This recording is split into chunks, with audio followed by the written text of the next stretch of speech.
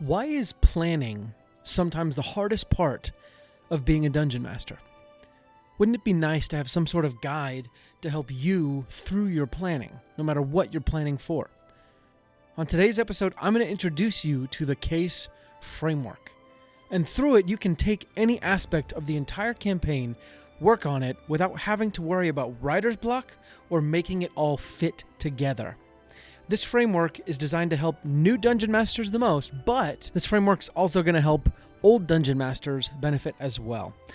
The case framework is incredibly simple, but often it's the simple things in life that save us the most time, energy, and money. Welcome to How to Be a Better DM, brought to you by Session Zero Studios. I'm your host, Justin Lewis, and this show has been helping dungeon masters new and old for over 150 episodes now tell better stories for themselves and their players without spending extra money, extra time, or extra hassle. And I want to start off today's show, obviously, first with a couple words of gratitude. Over the last couple months, we've grown a lot. We've actually launched our new actual play show, The Pact and Boon. We've done our first panel at a live event. And honestly, we've just been blown away by the support that you have given us. So I am bowing down before you. We're not worthy. We're not worthy. Thank you so much for your support. But enough sappiness. Let's jump into the case framework. So first of all, let me tell you why the case framework. The case framework will help you break down each individual part of your campaign into smaller constituent parts. It also helps you make sense of those smaller parts by fitting them into the larger framework. It works like a Russian nesting doll. And one of the most important parts of story is the through line. Okay, it's not a story unless all the events are somehow connected. If they weren't, they'd just be random events, not necessarily one story. And having the same character throughout each event isn't quite enough. They need to have something to tie them together. Obviously, you can have side quests, but the main campaign should feel like a campaign. The nice thing about the case framework as well is that you can really start planning with any single part of the framework. It also helps to remember the framework as a whole, so that as you do plan the S portion, you can keep in mind the A and the E, and to a lesser extent the C. Let me also explain that this framework does not help improv during the game. This is all about preparation. So any improv you do is going to have to use some of our other tips. One last thing to notice about this framework is that it can help you plan the timing of your game. Despite how much we may not want them to, all things have to come to an end. And actually, that's a good thing, because the longer something goes on, the higher the chance there is that it spoils. Every story has a climax, and then a wrap-up and a close. D&D is no different. Knowing the climax and the end from the beginning can help make sure the campaign doesn't get stale. If it's getting boring, then it's time to move on. Now, let's get into the framework. The framework goes as follows. Case, campaign, arc, session, encounter. Let me repeat that. Campaign, arc, as in story arc, session, encounter. C stands for campaign. And as I mentioned at the start of today's episode, each part of this framework is tied to the parts before and the parts after. The C and the E are a little bit different, though, because obviously they're only tied to one other part. In the campaign step, this is where you think about the main plot line of the campaign. The case framework works so well because you can start with any part of it, whatever is easiest for you to get going, but you also need to think about the scope of what you're planning. So if you want to run a full campaign, then obviously you need to do the C. If you only want to run a small campaign or a story arc, then you just need the ASE. And lastly, if you do a one-shot, then you seriously just need the SE. And a campaign is generally made up of at least a few story arcs. So for the purpose of this case framework, when you work on the C, you're going to work on it in 3 parts. Number 1, the general idea, which is basically what you're going to do in every single part. Number 2, break that idea into steps, story arcs, basically. And then number 3, develop the important players. Let's go through each of these. When planning a campaign and you decide to start on the C of case, the easiest way to start is with the general idea of the campaign. So for me, this is generally where I toy with multiple ideas and settle on one that I actually want to pursue as the main problem of the campaign.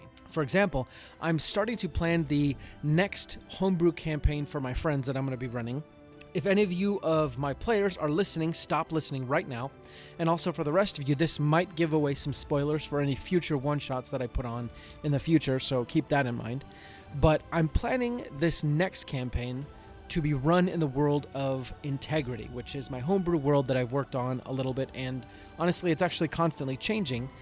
But as of right now, I've got a few plot lines bouncing around in my head. So first off, there is humans are dying off because of their connection to an elder deity is gone. And so now to fix this, there's a secret organization called the Unseen, and they are trying to reverse the dying off of humanity, but they are going about it in the absolute worst ways. That's one.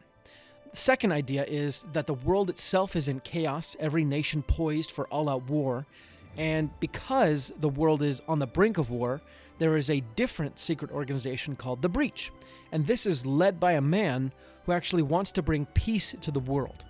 But to do this, he's decided he's going to try and conquer the world. He believes that either if he succeeds and conquers everything, the world will be united, and if he doesn't succeed, but he is a big enough threat, the rest of the world will unite against him, and either way, the world gets united. The third idea is that originally on this world there was an elder deity that was threatened by the falling of a corrupted seed from the world tree, Yggdrasil.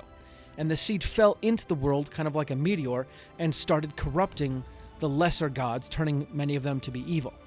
And that seed is actually still embedded in the world, and whatever protection the elder god used to keep that corruption at bay is not working anymore. And the elder god's also gone. And now the corruption's not just moral, but it's also physical, sort of changing the world as Integrity knows it. Obviously, I have more ideas, but you understand what I'm saying. I've been working on these major plot lines for quite a while, and they all seem very interesting to me, but I don't want a campaign that lasts forever. So, what's likely going to happen is that I will pick maybe one or two of these major plot points and set them in motion. Meanwhile, I might pick the other ones and turn them into minor story arcs, reducing their scope, but still including them. Either way, putting the ideas on paper like this helps me realize what I want to do with my campaign. Let me also say that I know a lot of people love to wing it, and that's completely fine, but you don't usually get as awesome callbacks or foreshadowing when you improv compared to when you plan everything out. It's also an opportune moment to think about the theme of your campaign. Some people don't really care, but I think it's nice to have a little kind of Easter egg or through line, as I said before, through your campaign, so if your players are paying attention, and if you do it right, they can spot it. So this is a great place to pick one for your campaign as a whole. So we've talked about picking the general idea. The next step is to cut that idea into minor story arcs. So let's take one of my ideas as an example. So first, let's pick the corruption seed that has impacted into the world.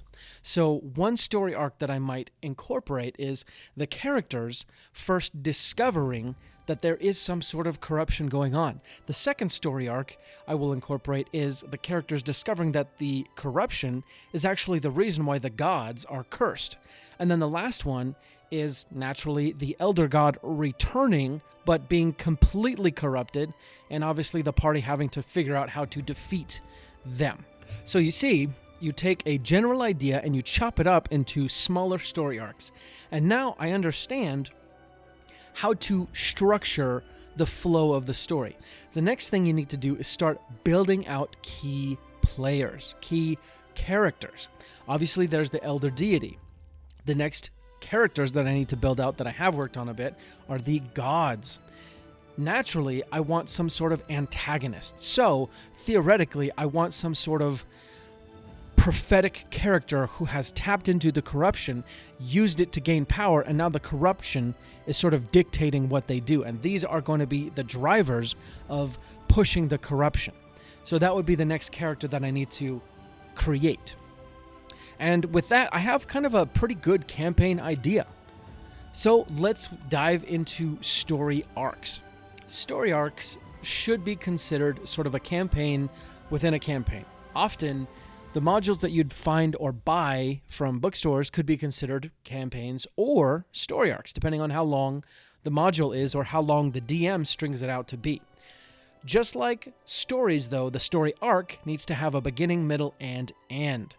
One of the major differences, though, between the story arc and the campaign is that the campaign plotline might be interrupted by non-salient story arcs, while the story arc themselves might only be interrupted by non-salient sessions or two. So let me explain what I mean. In a campaign, let's say the main plotline is to have the party fight the Dragon Queen, Tiamat. As a DM, you are well within your rights to introduce a story arc that follows the desire of one of the PCs to acquire an ancient ancestor blade. In this story arc, the party does not fight dragon-themed monsters, but instead fights giants, okay? And obviously the party is going to understand that this isn't the main plot point, right? They're going to feel that it's different. And when they're done, they will likely get back to what is more pressing to the universe as a whole.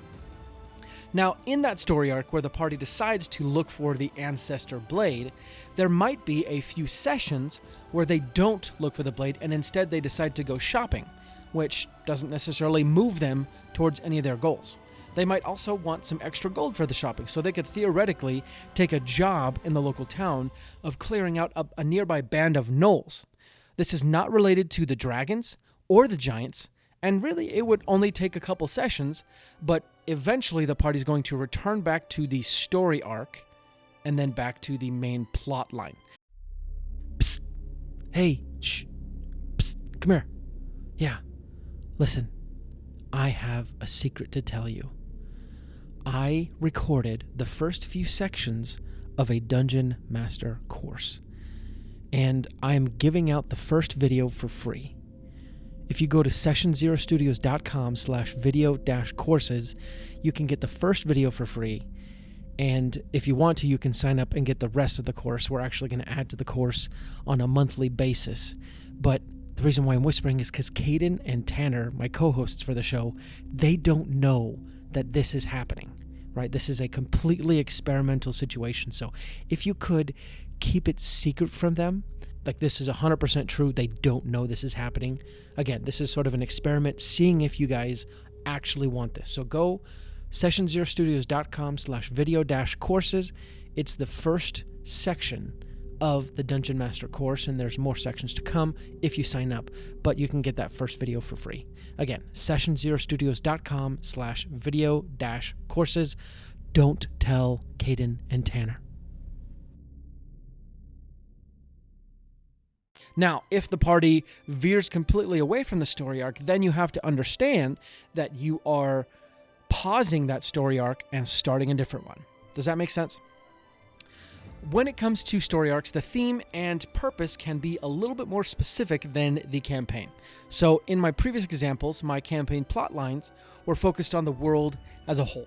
The themes that I've been thinking about had to do with, personal change, unwanted or otherwise, which is a little bit more broad. But within the campaign, I've been toying around with some other story arcs that could fit within it. For example, a story arc that involves the party getting shipwrecked. A story arc to introduce the Breach, which is the worldwide domination organization.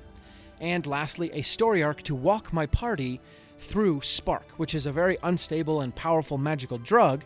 And actually, it's the sort of technological fuel that one of the countries in my world uses for financial gain. And with each of these story arcs, the idea is I want to connect them to the broader problem at large. So if they start introducing, or if they start getting to know the Breach, then it's very likely that the Breach might have some sort of schism where one of the major influential players actually turns out to be a servant of the corruption, right? And then the Breach is sort of a neutral party against corruption, but also has their own agendas and things like that, right?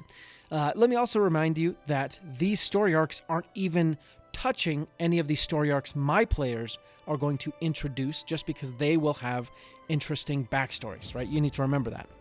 So with story arcs, as with campaigns, really, there's 3 steps. 1, you create the general idea. 2, you cut it into smaller pieces, in this case, groups of sessions. And then 3, you establish important players. So let's take the Shipwreck story arc, okay? Cut it into multiple groupings of sessions. First grouping would be the party having to figure out shelter and just surviving on wherever they are, right? The next grouping would be introduction of some sort of strange entity, either another shipwrecked person or some sort of monster that they have to face. And then the last one would naturally be them not being shipwrecked anymore, them figuring out a way off of the island or wherever they are. Okay, so that's smaller pieces of the story arc. Third step, important players. Naturally, there would be NPCs shipwrecked with them, otherwise it's not so interesting. And 2, there is the monster or other entity that they will have to battle with or deal with on this island. So obviously there are 2 very important characters. Now the last thing I would say is, on this island, I want them to discover the corruption. So that in and of itself is sort of an important player or a character that I'd have to figure out how it fits into the story arc as a whole. After the story arc comes the session. These are your daily building blocks of your story arcs and your campaigns, right? Without your session, nothing happens. And just like with the arc and the campaign, you want to think about the purpose and the goal of your session. You can either cut it into 3 steps, right? The general idea of each session, cut it into smaller parts, and then think of the main players. Or I'd like to remind you about our Put a Clue framework that I introduced back on episode 151. So P, purpose; U, unfinished business; T, timeline; A, arcs and acts. Hey, that sounds familiar. C stands for characters. L stands for location. U stands for the unexpected. And E stands for encounters. Again, familiar. I'm not going to go into the full framework, but I do want to touch on a few parts. So first of all, like I said, you want to think about the purpose and the goal of the session. This is very, very, very, very, very important because it sets the tone for everything else you do in the session and everything else you do as far as session prep is concerned. You need to think about the feeling and the mindset you want your party members to be in or have at the end of the session. You can even think about what they were feeling at the end of last session to help you connect the 2.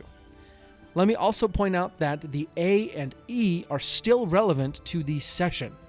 The A stands for arcs, forcing you to think about how the session fits into the story arc as a whole, and the E stands for encounters, making you think about the encounters that will make up your session. The case framework works on the idea that each component makes up the larger part that it fits into, like Russian nesting dolls. Your session makes up your story arcs, and your encounters make up your sessions. Use this to plan the timing and the continuity of each part. One last note about sessions is remember to give yourself some breathing room. No need to worry about every single little detail, though you can spend maybe a little bit more in preparation time. And finally, we get down to the encounter level. Just like with every other step, you want to think about the purpose of each individual encounter.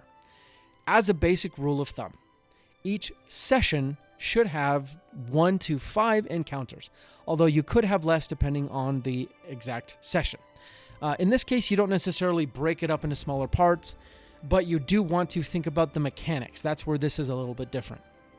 Also, when you build out the encounter, remember what you want to accomplish with each individual encounter. Sometimes the purpose could be as simple as giving the party a challenge, making them feel challenged. But I think the best encounters are ones where the purpose is not so obvious. For example, one purpose might be to make the party feel endangered. Or maybe another encounter's purpose is to start to hint at a plot secret. Intrinsically connected to the purpose will be the type of encounter it is. For example, a puzzle encounter will have a very difficult job of making the party feel endangered if there are no combat or trap elements. Wouldn't it be nice to gamify your Dungeon Master abilities? In D&D, characters can reach level 20, so why can't Dungeon Masters? We're happy to tell you that now you can. We created the Dungeon Master Level Up Guide for you. It's a simple tool to gamify your progression to higher and higher levels of Dungeon Mastery. It includes Dungeon Master levels 1 to 20 with associated XP requirements, as well as a long list of Dungeon Master activities that will give you XP to get you to level 20. Each activity has a challenge rating and an XP amount. In order to level up, all you need to do is find out how much XP you currently have, find out how much you need, and then pick activities to get you there. You can get the Dungeon Master Level Up Guide for free by going to sessionzerostudios.com/newsletter. Sign up for our newsletter once you get there, and we'll email you the Level Up Guide in the first email. Finally, leveling up as a DM can be as fun as leveling up a character. Similarly, a combat encounter will have a hard time hinting out major plot points if there's no social elements involved or no descriptive narrative elements. If it's a straightforward combat encounter, it might be somewhat difficult. So think about what type of encounter you want it to be. For those of you who use random table generators, I would also encourage you to think outside the box in every single encounter. Don't let an encounter slip by without adding in something cool or memorable. Right? Let's say you roll a random table and now the party is fighting a group of 3 bugbears. Should be a simple encounter because obviously the party is actually a little bit higher level than the bugbears, so they should finish this pretty quickly. But what if the bugbears resembled the 3 stooges? Hey, what's the big idea? Whoop, whoop, whoop, whoop, whoop, whoop. This combat encounter quickly turns into something else that is much more memorable and hopefully enjoyable. You can make every single encounter just that more special by introducing elements that are unique and memorable. So now let's get to the most practical part of today's show. How do you put the case framework in action? Remember, the case framework is supposed to help you prepare for any individual part of your D&D experience and guide you in getting your brain and your paper, organized. So you use this framework pretty simply. Number 1, choose the portion you want to work on. If you're not in a current campaign, then obviously the most logical step is to work on creating the campaign. If you're in the middle of a campaign, then choose between working on the story arc, session, or encounter. Number 2, review the larger portions around the part you want to work on. If you are working on the story arc, then review the campaign that you've already done, the work that you've already done. Think about the major themes of the campaign and the things that you want to accomplish. Step 3, split what you're working on into its smaller parts. So if you're working on the story arc, split it into groupings of sessions, just like I earlier did. And then step 4, fill in the details. Everything to this point has gotten you the bare bones. What's left is to fill them in. The case framework doesn't help you do all of the work. Instead, it orients you and gets you started in the right direction with the right scope. It's really more of a compass and a map. It points you towards what you should do and helps remind you what you have done. D&D can be a very complicated thing, and sometimes as Dungeon Masters, we overcomplicate. I'm 100% at fault here, but the real magic happens when you can simplify a great story, yet tell it in a gripping way. And this is magic because if it's simple, then there's no way to mess it up. The case framework is an attempt to help you simplify and demystify the entire planning process. It doesn't give you the exact details of every single moment, but it does help you tie it all together to create one story, rather than a series of random and unconnected events. But if that's what you're going for, that's totally okay. But for those of us who want to create something more integrated, this should help. Remember, case, C, campaign, A, arc, S, session, E, encounter. In case you forget, just remember, just in case. Literally, my name, Justin, case. With this framework, I believe you'll plan your entire game in a much more calm and collected way. And in fact, I want to leave you with a challenge. Generate the bones of an entire campaign with the major story arcs planned in this way. Put the case framework into action and see how useful it can be. Let me know how it goes for you on Instagram. Reach out at howtobeabetterDM. But thank you so much for listening to today's show. Honestly, it's my deep hope that each of you have the opportunity to go out and DM just a little bit this week, at least, because we only get better at practicing. So go out, practice, my friends, use the case framework, and until next time, let's go ahead and roll initiative.